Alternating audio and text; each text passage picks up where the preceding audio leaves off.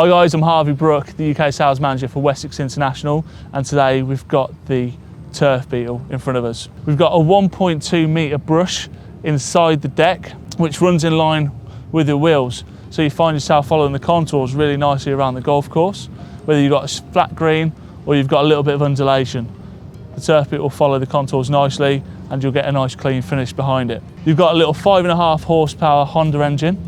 On the side, you've got a centrifugal clutch, which goes all in line with your throttle cable. So basically with the clutch system, when you have it on low revs, the brush doesn't engage. And when you pick up the revs, the brush engages and off you go. You've got a simple height adjustment for the brush. You want to have your brush just tickling the grass ever so slightly.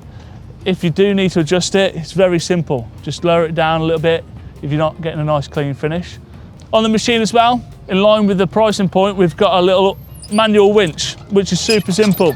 Just got to turn it all the way open and then you can empty all your clip-ins. Super easy to attach to the back of any of your utility vehicles. If you'd like to see a live demonstration on your own golf course with the Wessex Turf Beetle, please contact us today and we'll be in touch with you very shortly. Thank you for watching.